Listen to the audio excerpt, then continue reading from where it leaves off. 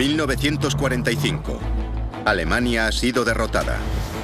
Ahora se revela la terrible realidad de todo lo que han estado haciendo Adolf Hitler y sus compinches. A Alemania le han lavado el cerebro y han cometido los crímenes más atroces de la historia. Los aliados se muestran inflexibles. Esto no debe repetirse jamás. Esta es la historia de la lucha para desnazificar Alemania.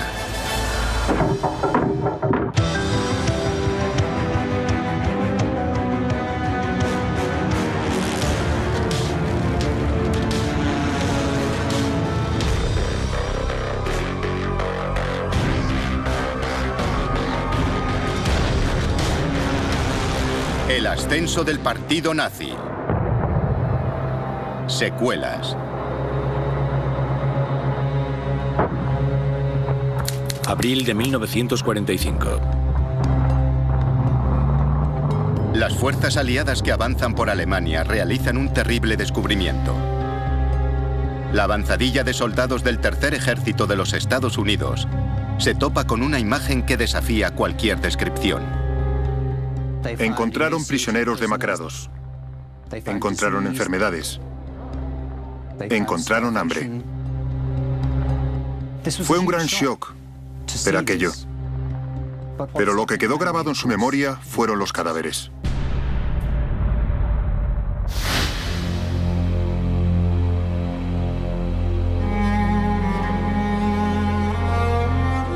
Se calcula que 56.000 personas murieron en el campo de concentración de Buchenwald, en las peores condiciones imaginables.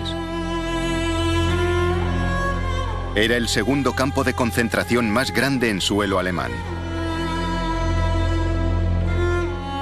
900 niños fueron liberados de Buchenwald, muchos en condiciones terribles, y muchos fallecieron poco después. Meter a niños tan pequeños, a veces de 3 o 4 años, en estos campos y dejarlos morir de hambre porque eran comedores inútiles según las SS, demuestra un nivel de inhumanidad que creo que escandalizó a muchos de los aliados. Era algo que escapaba a su comprensión.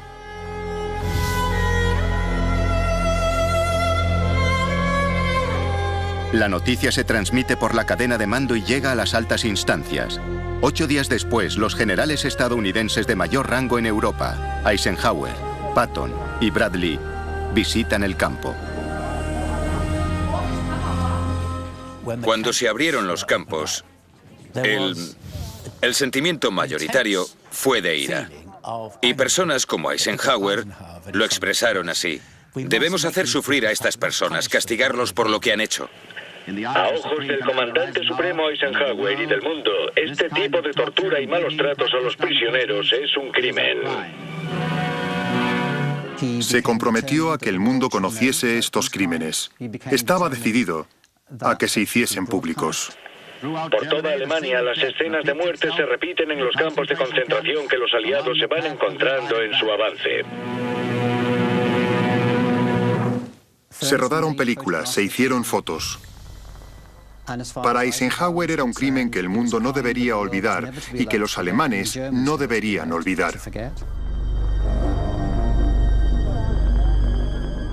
Esta película muestra la primera vez que un grupo de alemanes de a pie se ven obligados a enfrentarse a la realidad de lo que su amado régimen ha estado haciendo.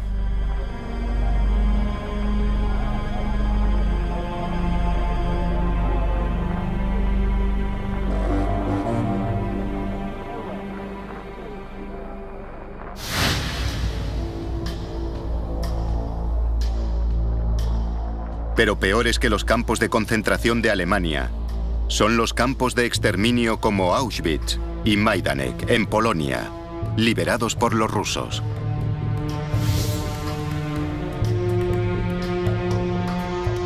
El descubrimiento de estos campos proporciona pruebas concluyentes del asesinato sistemático y a escala industrial de millones de personas, víctimas del gas o del trabajo extenuante y del hambre.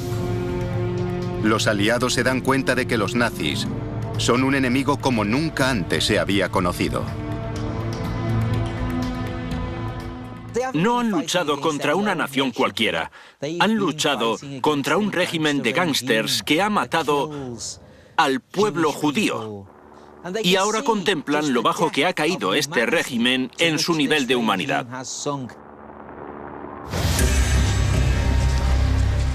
A medida que se va conociendo la magnitud de las atrocidades, se hace evidente también el número de personas que han participado.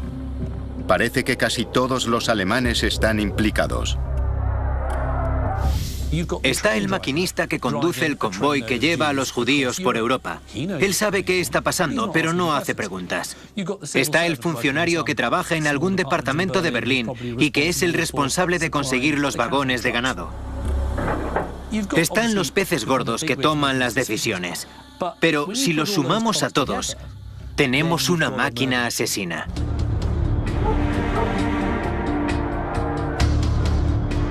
Esta sofisticada organización ejemplifica una de las habilidades más perniciosas del régimen nazi: facilitar a los individuos la pertenencia a esta máquina asesina, sin que se sientan implicados personalmente, aunque los hechos ocurran junto a su puerta.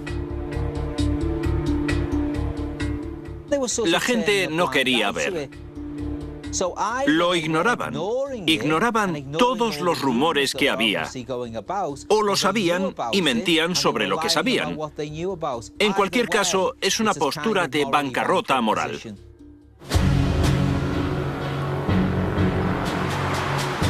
La magnitud del crimen es tan grande que los aliados se dan cuenta de que tendrán que cambiar la forma de pensar de todo el pueblo alemán. Los aliados reflexionan largo y tendido sobre lo que es más apropiado y más justo al final de la Segunda Guerra Mundial. Están ante un régimen que conscientemente ha exterminado a poblaciones enteras. Millones de personas han muerto, regiones enteras destrozadas. La sensación es que esto requiere algo especial, algo nuevo. Los aliados necesitan deshacer años de adoctrinamiento nazi y demostrar al pueblo alemán que todo aquello en lo que han creído y por lo que han luchado está mal. Los aliados deciden que deben adoptar un programa de desnazificación. Deben reeducar al pueblo alemán. Se trata de un enorme reto que requerirá tiempo. El país está bajo ocupación militar, gobernado por comandantes regionales con planes diferentes. Es necesario un proyecto uniforme para toda la nación. Los aliados deciden poner en marcha un plan de 3 puntos. Primero, abolen el partido nazi. La población se congrega para escuchar las órdenes y para leer la proclama que suspende el partido, las leyes y las instituciones nazis. En segundo lugar, tienen que identificar a sus miembros criminales. Por último, deben llevar a sus líderes ante la justicia. Pero esto es más difícil de lo que parece. Adolf Hitler, el cerebro criminal impulsor del Tercer Reich, ha muerto. Joseph Goebbels, su ministro de propaganda, también se ha suicidado. Igual que Heinrich Himmler, el hombre responsable del Holocausto. Pero han capturado a Hermann Göring. Él ha estado con Hitler desde el principio. Ha dirigido a los camisas pardas, luchó en el intento de golpe de Estado de 1923 y organizó y lideró las fuerzas aéreas nazis. Es un hombre que durante toda la guerra ha sido el número 2 de Hitler. Ha participado en todo. En la Gestapo, en la solución final. Sus huellas están por todas partes. Es el hombre al que pueden señalar como uno de los responsables máximos de la maquinaria de crímenes de guerra del Tercer Reich. 7 de mayo de 1945. Tras la rendición oficial alemana, los aliados detienen inmediatamente a otras figuras importantes del régimen. Encontraron a representantes de las Fuerzas Armadas, como Keitel, y Jodl, que eran generales importantes. A Dönitz, que había estado al mando de los submarinos y que había sido canciller tras el suicidio de Hitler. A Speer, el ministro de armamento, que había obligado a millones de personas de toda Europa a trabajar como esclavos en la Alemania nazi. Están decididos a demostrarle al pueblo alemán que sus líderes no son más que criminales. Los aliados dan un paso sin precedentes: juzgarlos por crímenes de guerra.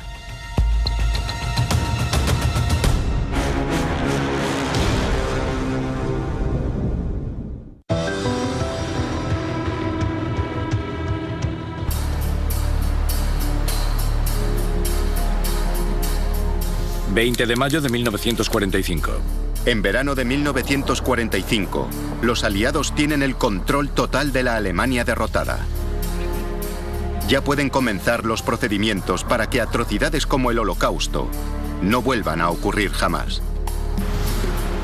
Para ello, habrá que limpiar la mente alemana. Necesitan demostrar a la opinión pública que los líderes nazis en los que confiaban y creían no son más que una vulgar asociación criminal.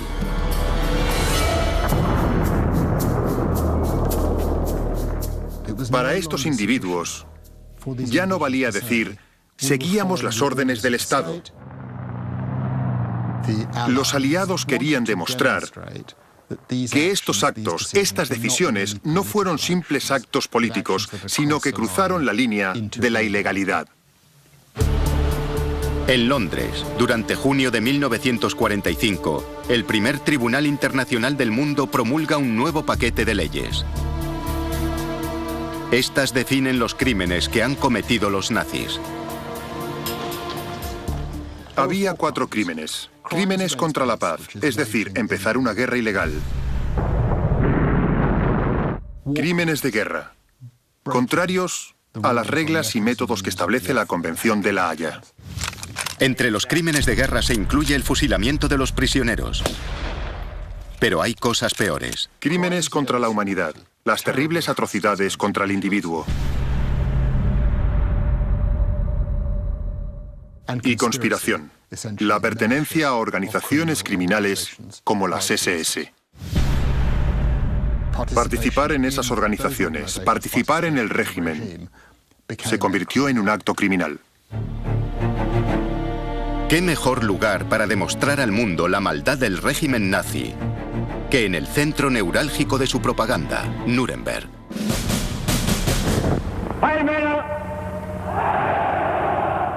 Nuremberg había sido sede de las grandes concentraciones del partido nazi en los años 30 y fue allí donde se aprobaron las infames leyes sobre ciudadanía alemana. A su favor, Nuremberg tiene además un edificio que ha sobrevivido y es adecuado para albergar los juicios. Preludio a los juicios de Nuremberg. La preparación de la sala de vistas del tribunal ante el que serán juzgados los máximos responsables nazis por crímenes de guerra. El Palacio de Justicia, con sus cicatrices y una pequeña renovación, es el lugar ideal.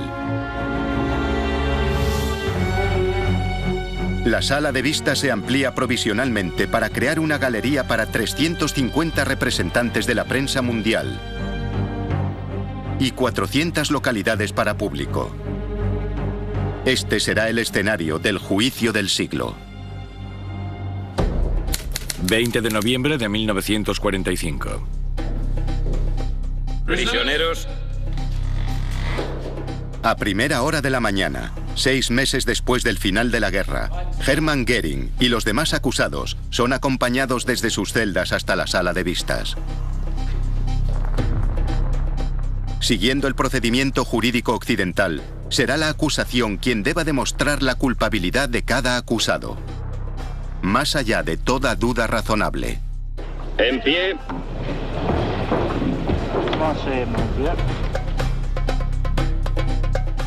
El juez británico Lawrence se dirige a los acusados.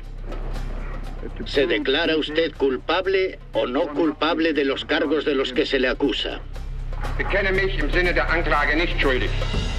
No culpable.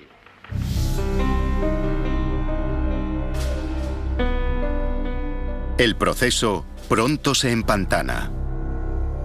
Demostrar la culpabilidad y sobre todo relacionar a los acusados con la solución final resulta sorprendentemente difícil. Me gustaría mucho recordar al tribunal que... Durante el juicio, la acusación se encontró con todo tipo de dificultades. Los acusados argumentaron que aquellos documentos no llevaban su firma, que no estaban relacionados con esa rama en concreto de la administración y, en ciertos casos, los acusados conocían el contexto bastante mejor que la acusación. Las cosas no marchan según lo previsto por los aliados. Goering, en particular, es muy hábil desmontando las acusaciones. Sus inteligentes desafíos y sus afirmaciones osadas embelesan a toda la sala. Pero no durante mucho tiempo. Al final, los aliados lo atrapan.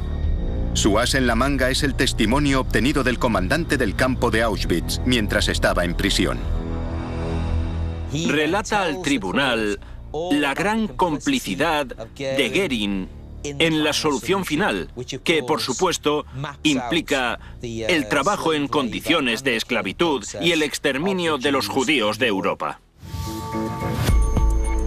Goering es sometido a un careo con los otros acusados, antes de que las defensas concluyan su argumentación en junio del 46. Las pruebas eran tan abrumadoras y se demostró todo tan ampliamente basándose en los documentos, en los testigos y en las fotografías e imágenes de vídeo, que no había ninguna posibilidad de que los acusados saliesen libres. Solo restaba ver cuál sería la condena. 1 de octubre de 1946. A las 3 de la tarde, en privado, ocultos a la mirada de las cámaras y del público, los acusados vuelven desde sus celdas a la sala para escuchar los veredictos. Como nazi de mayor rango superviviente, Goering es condenado a muerte. El jefe de operaciones del Estado Mayor, el general Jodl, y su jefe, el general Keitel, también son condenados a muerte, junto con el ministro de Exteriores von Ribbentrop. Para otros, la condena es de cárcel. El almirante Dönitz, el sucesor oficial de Hitler, es condenado a 10 años. Su ministro de armamento Speer a 20. Y el antiguo viceführer, Rudolf Hess, a cadena perpetua. El mensaje al pueblo alemán está claro. Las personas que les han liderado y por quienes han muerto no son más que delincuentes comunes. Pero Goering no tiene intención de ponérselo fácil a los aliados. Su destino está sellado, pero él tomará dos decisiones finales: cómo y cuándo morir.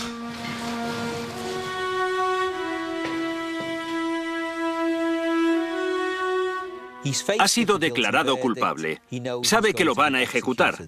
E intenta negociar la forma de esa ejecución. Afirma que como militar debería ser ante un pelotón de fusilamiento y no en la horca. Pero los aliados insisten en que sea colgado. 15 de octubre de 1946. Solo 2 horas antes de la hora programada para su ejecución, Goering recibe sus efectos personales. Entre sus útiles de aseo hay un tarro de crema para el pelo.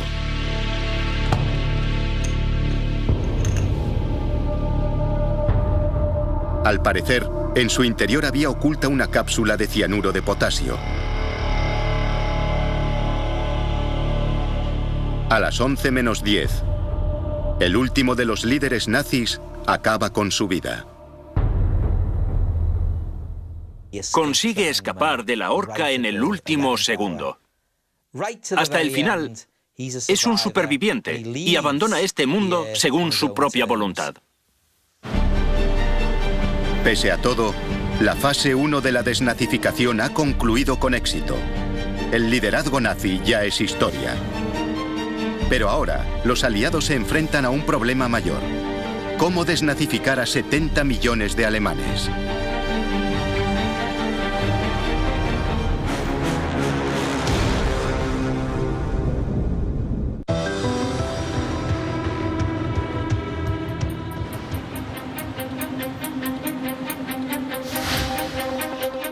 Tras la ejecución de los líderes nazis, los aliados se enfrentan a una tarea ingente: la desnazificación del pueblo alemán. El nazismo dominaba todas las facetas de la vida. En cierto sentido, era casi imposible evitar estar asociado con el nazismo.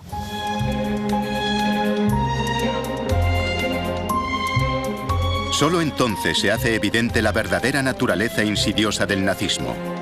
Impregna todos los aspectos de la vida, desde el nacimiento, pasando por el matrimonio y hasta la muerte. Incluso dictaba qué se debía cenar los domingos.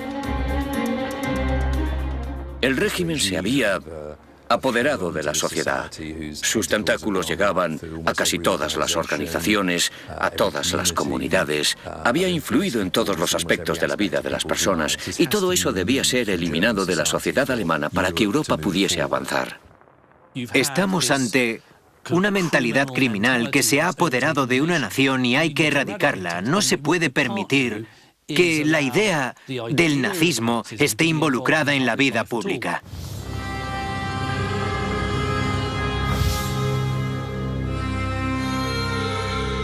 Erradicar todos los aspectos del nazismo es una tarea descomunal. Los signos visibles son fáciles de eliminar. La esvástica se prohíbe y la simbólica imagen del águila se destruye. Pero destruir la mentalidad nazi es mucho más difícil. Hay 8 millones de afiliados al partido nazi. El 10% de la población. Y millones más pertenecen a organizaciones asociadas. El problema de la desnazificación es que pertenecer al partido nazi no te convierte automáticamente en nazi con N mayúscula. Hubo gente que se afilió simplemente porque si no pertenecía al partido no podría conservar el empleo y por lo tanto acabaría en el paro y sus hijos y su familia sufrirían. Todas las personas que habían ocupado un puesto de liderazgo o autoridad en la última década y media estaban contaminadas, por así decirlo, por el nazismo. Los aliados decretan que todos los miembros del partido deben ser apartados y excluidos de cargos públicos y puestos de poder. Pero la medida no resulta práctica. Es una tarea complicada de hacer porque el nazismo ha penetrado tanto en la sociedad alemana que, literalmente, si eliminas a todas las personas que han tenido relación con el régimen nazi, te quedas casi sin nadie. Quizá un puñado de chóferes o personal del ferrocarril o personas cuyo trabajo era apolítico. Con tantas personas involucradas en todos los aspectos del régimen nazi, los aliados deciden centrar su atención en localizar y perseguir a los nazis más comprometidos. Los que trabajaban en los servicios públicos, en la educación, en la policía, en la justicia, tuvieron que cubrir un cuestionario que era bastante largo, de más de 80 preguntas. Sirvió para investigar su historial político.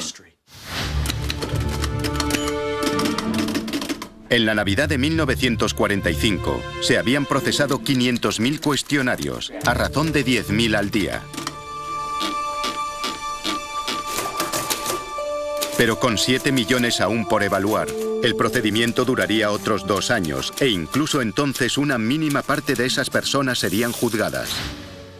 Ya en juicio, o esperando juicio ante los tribunales especiales, hay 2 millones de presuntos nazis. Las penas para los declarados culpables varían desde condenas largas a trabajos forzados para los peores hasta las multas para los menos culpables.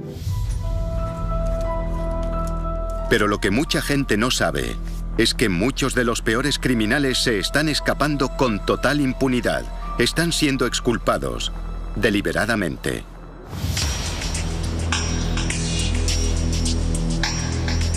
A medida que la desnazificación avanza, los aliados descubren que tienen asuntos más importantes que tratar. Cada vez está más claro que los nazis son el enemigo de ayer. Hay un nuevo enemigo al este, y si eres ruso, hay un nuevo enemigo al oeste.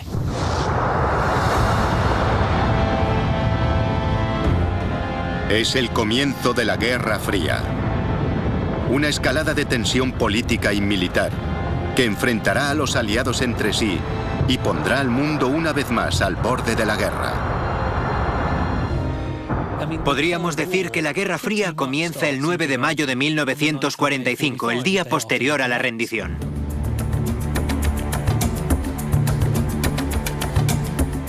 Mientras la política oficial pública es continuar la caza de los nazis, en secreto, el oeste ha tomado prestada una hoja del manual nazi y en privado persigue un fin muy diferente. En realidad los buscan y los protegen. Se puede catalogar de enorme cinismo el comportamiento de los estadounidenses, británicos e incluso soviéticos tras la victoria. Es cierto que buscan a los criminales de guerra, pero al mismo tiempo saben que acaban de invadir un país con un montón de personas importantes, extremadamente cualificadas, que pueden ayudar con proyectos nacionales. El ejemplo más evidente es el de los científicos alemanes que trabajaban con cohetes. El extraordinario programa de cohetes desarrollado por Alemania a mediados de los años 30 está liderado por un joven aristócrata llamado Wernher von Braun. Tiene conocimientos científicos y una capacidad de liderazgo que ha llevado a un grupo de científicos muy brillantes a la siguiente generación de la ciencia. Las armas de Wernher von Braun, la bomba voladora V1 y el cohete V2, habían aterrorizado Londres, donde mataban a más de 15.000 civiles y destrozaban hasta 20.000 casas al día en el apogeo de la campaña. Su V2 multiplica por 5 la velocidad del sonido. Y una vez lanzado, no hay contramedidas eficaces. Esta tecnología está mucho más avanzada que todo lo que poseen los aliados. En 1942, uno de sus cohetes se convierte incluso en el primer artefacto artificial en alcanzar el espacio. Un hito para la humanidad. Los cohetes son el futuro, tanto militarmente como para la exploración espacial. Y un hombre de la cualificación, experiencia y éxito de von Braun no podía ser desdeñado. Los estadounidenses lo quieren. El problema es que, según todos los estándares, von Braun y sus colegas científicos son nazis comprometidos y culpables de crímenes contra la humanidad. Von Braun tenía un oscuro historial en lo relativo a la moralidad. Sus fábricas, sus instalaciones de producción, se basaban en el trabajo esclavista. En esos campos pasaron historias horrorosas de sufrimiento entre los operarios sometidos a trabajos forzados. La cifra de personas muertas en las fábricas y campos relacionados con von Braun supera con creces a las que mataron los cohetes que fabricó. Todo el asunto es moralmente dudoso. A pesar de las terribles atrocidades que ha cometido, los estadounidenses deciden que lo necesitan. En este clima de escalada de tensiones entre las superpotencias, los estadounidenses son los primeros en romper las reglas.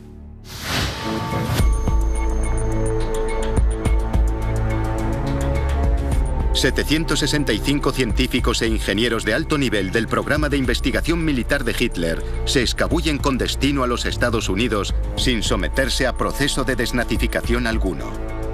Forma parte de una operación de alto secreto llamada Operación Paperclip. De modo que se corre un velo, cuando menos parcial, sobre el historial de algunos detenidos. Si pueden ser útiles a los aliados individualmente, la política de desnazificación no se completa del todo. Pero hay complicaciones. Oficialmente, las leyes de los Estados Unidos prohíben a los nazis la entrada. Y el presidente Truman en persona ha prohibido expresamente el reclutamiento de nazis consumados. Para sortear este aspecto embarazoso de que muchos científicos están relacionados con el partido nazi, las agencias de inteligencia reescriben su pasado, eliminan toda referencia nazi, les dan nuevos documentos. Es escandaloso volver la vista atrás y ver lo que se hizo. Se tapó todo.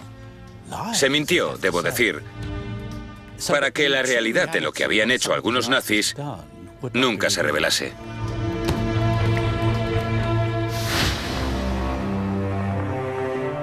Con su historial inmaculado, Wernher von Braun se convierte en una celebridad en los Estados Unidos. Es una maqueta del nuevo misil guiado del ejército estadounidense. Al principio trabaja para el ejército, antes de convertirse en director del Centro Marshall de Vuelos Espaciales de la NASA. Wernher von Braun es, por así decirlo, la cara aceptable del nazismo. Es un hombre cuyos logros científicos probablemente pesan más a ojos del oeste que su vertiente nazi. Pero los especialistas en cohetes no son los únicos nazis que reclutarán los estadounidenses. A un nivel mucho más secreto, también hacen tratos con la peor calaña de todos los nazis: los responsables de asesinatos y genocidio.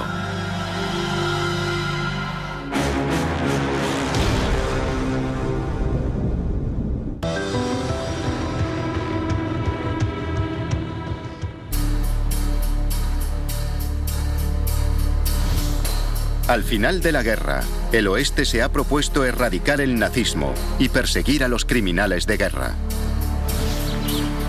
Pero la llegada de la Guerra Fría y la escalada de las tensiones entre este y oeste cambian el foco de los intereses aliados. Nunca existió un compromiso total por la desnazificación. Debería haberlo en términos morales, pero no. Y la política nos dice por qué. Los soviéticos y el oeste están enfrentados. Alemania se convierte en el frente de batalla en este nuevo conflicto entre este y oeste. La división de Alemania ha sido acordada. Tropas de los Estados Unidos, Gran Bretaña y Francia ocuparán la parte occidental del país. La Unión Soviética la parte oriental. Estas zonas, controladas por separado por los aliados, crean un semillero de intrigas y espionaje que alimenta una atmósfera de sospecha. La zona soviética rodea Berlín, que de facto se convierte en una ciudad dividida, lo que crea graves problemas a las tropas de ocupación.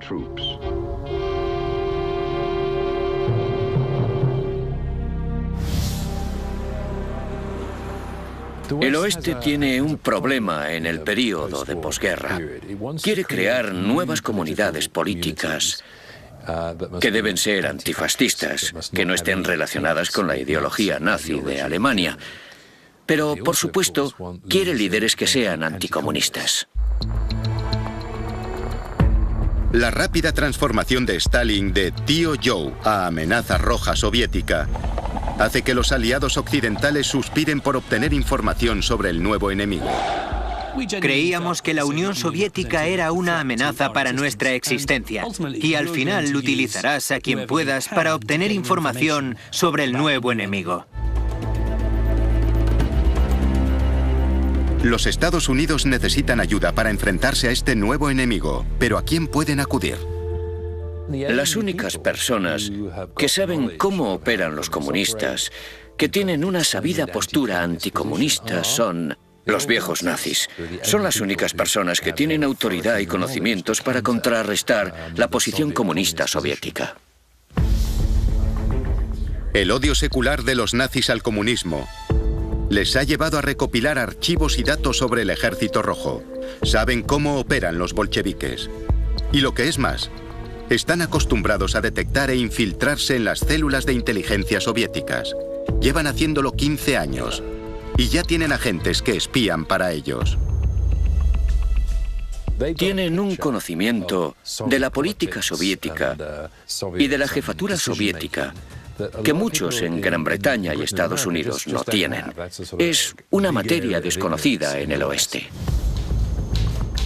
Para conseguir esta nueva información vital, los estadounidenses tendrán que reclutar entre las peores agencias nazis. Necesitan personas de la Gestapo y las SS. Entre los reclutados está un antiguo oficial de la Gestapo, Klaus Barbie. Barbie era nazi de carrera, con un historial brutal. Siendo un adolescente se alistó en las juventudes hitlerianas. La carrera nazi de Barbie fue viento en popa. Primero se alistó en la fuerza de élite de Hitler, las SS, los especímenes perfectos de la raza superior, elegidos por su odio a los judíos y por su fanatismo extremo. Después ingresó en la Gestapo, la temible policía secreta nazi. Si buscásemos al típico oficial de la Gestapo, Klaus Barbie sería el ejemplo perfecto. Fue responsable de actos de una brutalidad repugnante, ejercidos sobre hombres, mujeres y niños con la excusa de obtener información. Con solo 29 años, Barbie es un asesino sádico, brutal, que se ríe mientras tortura y mata en persona a los prisioneros. En Francia, era conocido como el Carnicero de Lyon y participó activamente en el peor crimen de todos, el Holocausto. Estamos ante un criminal de guerra sin ningún tipo de duda.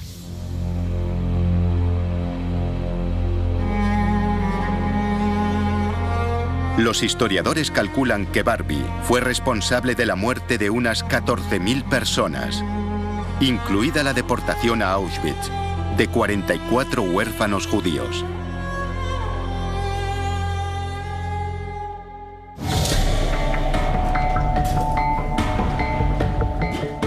Pero Klaus Barbie también había sido adiestrado especialmente en contraespionaje, habilidades que ha perfeccionado, entre otros, con los rusos. Estas mismas habilidades a la hora de infiltrarse en las redes comunistas le convierten a él y a otros como él en atractivos para los estadounidenses. El mundo cambia rápidamente y a los personajes como Klaus Barbie se les da bien reconocer que las tornas han cambiado. Agosto de 1947. A pesar de estar en los primeros puestos de la lista de criminales más buscados, cuando Barbie es detenido, es incluido en el pequeño grupo al que se le ofrece un trato con los estadounidenses. Es como la cara fea del régimen nazi. Pero sabe cosas y tiene información y contactos útiles para el oeste. Aunque nadie quiere proclamarlo a los cuatro vientos, se convierte en una de las personas que los servicios de inteligencia británicos y estadounidenses utilizan para penetrar en las estructuras soviéticas en Alemania.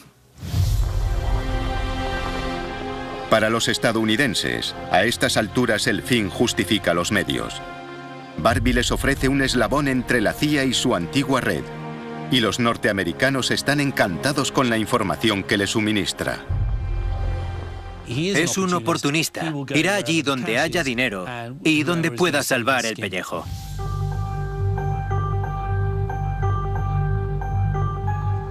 Pero en junio de 1949, la verdad sale a la luz. El hombre a quien los franceses condenaron a muerte por crímenes de guerra está trabajando para los estadounidenses.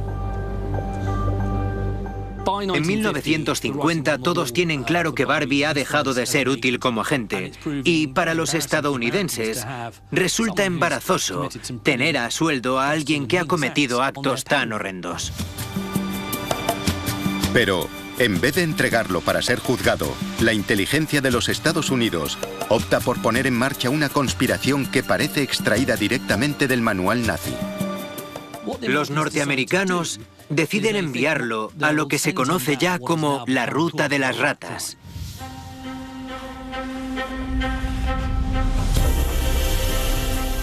La operación Ruta de las Ratas es una ruta de huida preparada para librarse de empleados embarazosos. Los Estados Unidos entregan un pasaporte y una identidad nueva a Barbie, que se convierte en Klaus Altman. Las rutas de huida pasaban básicamente por Alemania, Austria y cruzaban los Alpes para entrar en Italia y después zarpaban desde puertos como Génova.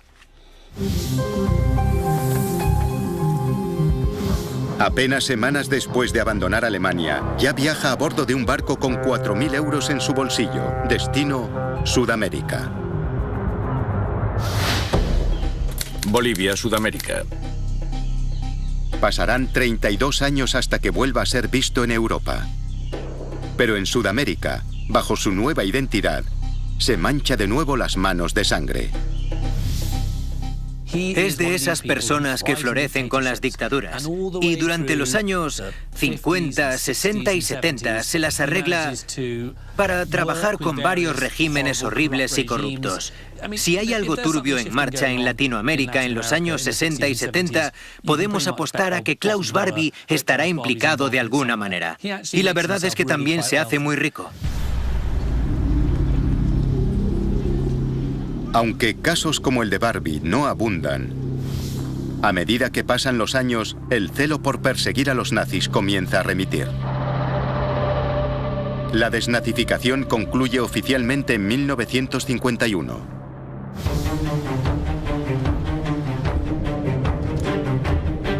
Pero a algunas personas les repugna la reticencia de las autoridades a perseguir a los culpables de crímenes de guerra. Y cada vez son más los particulares que toman cartas en el asunto. Son los cazadores de nazis. Estos documentos demuestran... Individuos extraordinarios, como un superviviente de los campos de concentración, Simon Wiesenthal, dedican sus vidas a perseguir, capturar y llevar ante la justicia a elementos como Adolf Eichmann, el burócrata del Holocausto, y Franz Stangl, comandante del campo de exterminio de Treblinka. Ambos habían escapado a Sudamérica. Mientras que el matrimonio formado por Sergei y Beate Klarsfeld dedicó años a presionar al gobierno boliviano para que extraditase a Barbie. 4 de julio de 1987. Gracias a los esfuerzos de los Klarsfeld, Barbie es devuelto entre gran expectación a Francia, donde es declarado culpable y condenado a cadena perpetua. Muere en la misma cárcel de Lyon, en la que había cometido tantos actos infames en los años 40.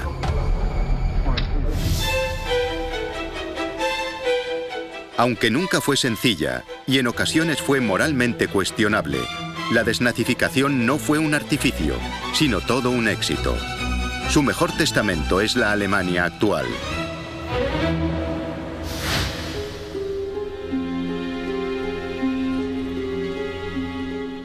El nazismo no ha sido una fuerza política significativa en Alemania desde 1945.